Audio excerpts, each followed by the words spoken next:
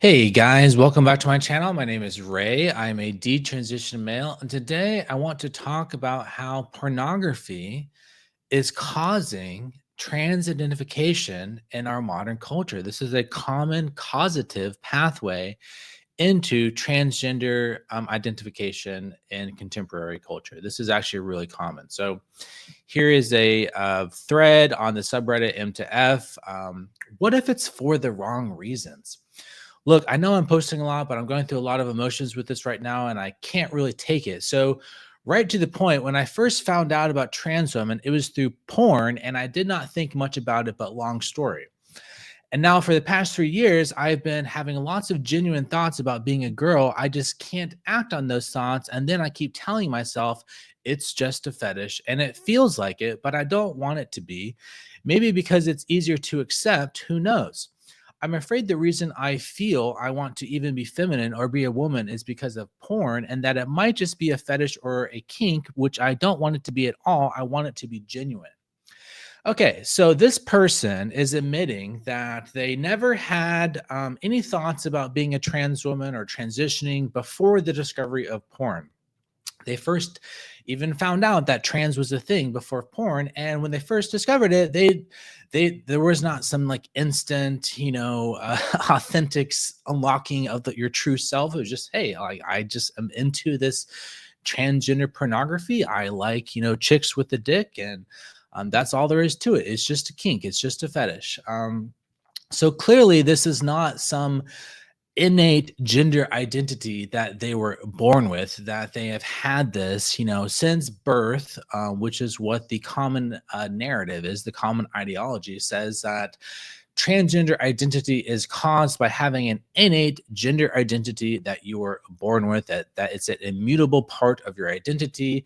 And the mainstream ideology says that transgender identity is not something that can develop psychologically over time.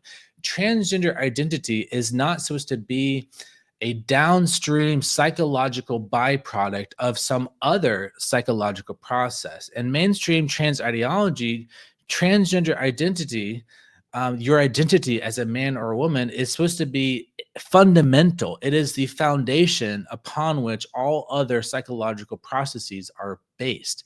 So it cannot be, according to mainstream trans ideology, that your gender identity results causatively from some other psychological process. Gender identity must be fundamental, foundational. So if you have a case where your gender identity, your desire to transition, your thoughts about being transgender were caused through your exposure to pornography, through the development, the elaboration, the escalation of a paraphilia, of a fetish, then this would be, a disprove of the mainstream trans ideology. So, given what this person said, what do you think the comments are in this thread? Do you think people are like, "Oh yeah, for sure, it's just a fetish," or "Oh yeah, you need to lay off the porn," because us real trans women, we would never, discover our identities porn. We would never, think that we just have a fetish before we trans identified because, oh well, actually, the top comment is, of course, the Gender Dysphoria Bible. And what is the Gender Dysphoria Bible says? The Gender Dysphoria Bible says it's rarely just a fetish. They say, it says, I cannot tell you how many trans people, including myself, began exploring their gender feelings in the realm of sexual fantasy. Um, so they actually just admit, actually, sorry, I'm sharing the wrong tab. I say, consider rarely that it's just a fetish. I cannot tell you how many people, including me, began exploring their gender feelings in the realm of sexual fantasy. Well, this is the theory of autogynephilia. That is the theory of autogynephilia. The theory of autogynephilia says that the majority of trans identification in males is caused by your sexuality. It's a downstream psychological product of a underlying sexual or erotic psychological pattern. So you have this arousal, this attraction to yourself. You're attracted to the idea of yourself being a woman. You you fantasize about being a woman, and that is arousing to some degree or another. You put on women's clothing, you get a euphoria boner, you get aroused, you feel these special tingles in your body. You put on women's clothing, and you look in the mirror and you're just like, oh wow, I'm really hot, I'm really attracted to that, I just feel so great. You feel these feelings of euphoria, this rush, this like rush of excitement when you dress up, and you sort of have these, it's very common to have submissive fantasies. You sort of get aroused at the idea of being the quote unquote woman in a sexual relationship, being the receptive partner in a sexual relationship. All these things are very arousing to you. This is very common. And that is what the theory of autogynephilia says, is that gender identity is not foundational. Sexuality is foundational, and gender identity is a downstream psychological byproduct of your sexual fantasies. And so what else do the comments say on this thread? Well, they also link to this common essay here, Beneath the Surface, which is in pretty much every single Reddit, trans Reddit post about, someone saying like, am I trans or is it just a fetish? They link to this article. Almost every single thread, hundreds, if not thousands of threads on Reddit with these men thinking, am I trans or is it just a fetish? They link to this essay. And what does the essay say? The essay says that, no, it isn't just a fetish. They say that even if you have a sissy kink, you have a cross-dressing kink, you have you get aroused at the idea of being a she-male, or you have like a transgender porn addiction or something, this essay will gaslight you, gaslighting these men into saying, no, actually, the reason why you have that kink is because you are actually a woman on the inside. And that's the only reason why you have that kink, because the whole purpose of this article is to say that all kink is a result of a underlying psychological need. That kink is essentially a psychological coping mechanism. And that coping mechanism is a coping mechanism for the fact that you are actually a woman on the inside. You were born a woman. You have an innate gender identity. That's the coping mechanism. And the kink is just a psychological coping mechanism to deal with that fact that you supposedly have this innate gender identity. Now, I do want to sort of, agree with the premise that kink is often a downstream psychological byproduct of some other process. Like, for example, but my contention would be that it's not the case that it's this downstream psychological byproduct of having an innate gender identity. It's actually a downstream psychological byproduct of some sort of wound in childhood. You have a masculinity wound. You have an emasculation wound. You have some kind of childhood trauma. Now, there are biological risk factors. Like maybe you have born with a predisposition to develop a paraphilia. You have some innate neurological bias or wiring issue, a miswiring, some kind of neurological pathology that predisposes you to,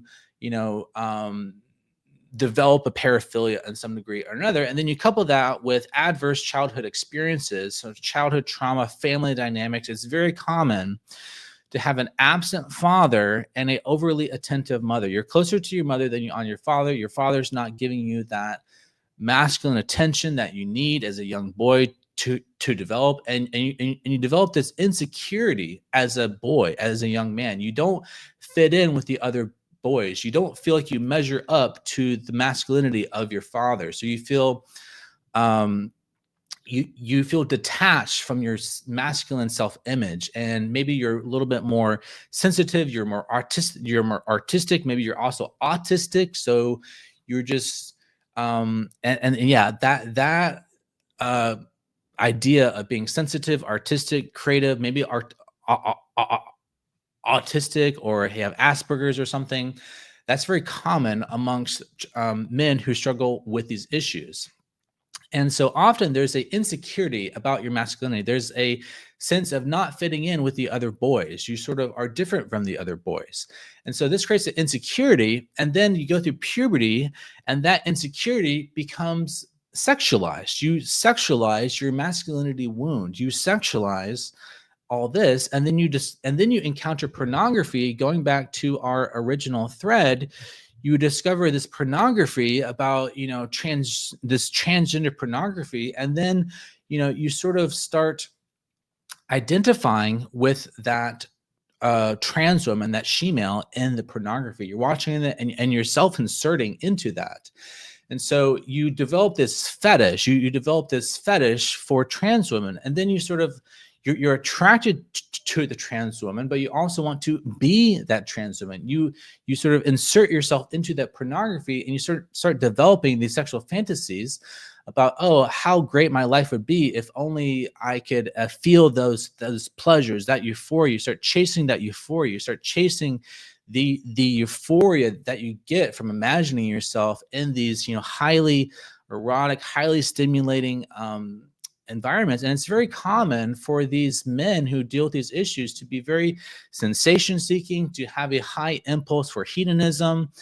It's very common to it's very common to be seeking out novelty and like stimulation, to have some sort of sensory issues, and you sort of self-regulate through stimulation, through novelty, through sensation. You sort of are that is a very common pathway. And so, yes, going back to this essay, Beneath the Surface, saying, no, it's not just a fetish. You're actually a woman on the inside. You're dealing with a psychological coping mechanism. All this kink and stuff is just a coping mechanism. Yes, it's a coping mechanism, but the coping mechanism is for your masculinity wound. It's for a spiritual wound in your soul, in your masculine identity, that prevents you from developing a healthy sense of masculinity, that prevents you from feeling like, yes, I belong in the world of men, that prevents you from imagining that you can be happy as a man. Because it's very common for men to go down the transgender pathway based on this sort of idea of being a failed man, saying like, oh, I can't imagine myself being successful as a man according to the normative societal standards of what it means to be a man. They think like, oh, I'm not going to be able to successfully be this masculine husband and father. I'm not going to be able to live up to the responsibilities of being a man. And so you basically do the effeminate thing, which is pursuing pleasure at the expense of doing the difficult thing. Because a lot of men have this Peter Pan syndrome. They don't want to grow up. They don't want to be responsible. They don't want to take on these adult responsibilities. They fear masculinization. They fear going bald.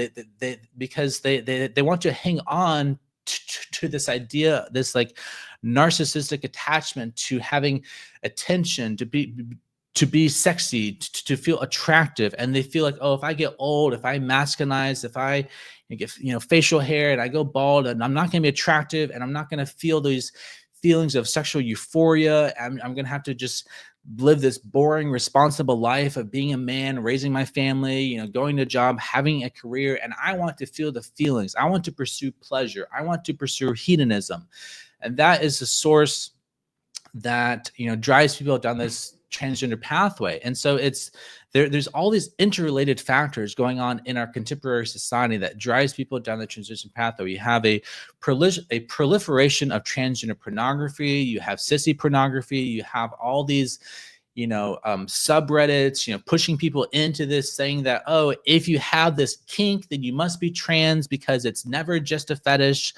And that, almost every trans woman on Reddit relates to this story. Like, it's very common, like going back to the thread, no one on here was like, oh, like, I don't relate to this,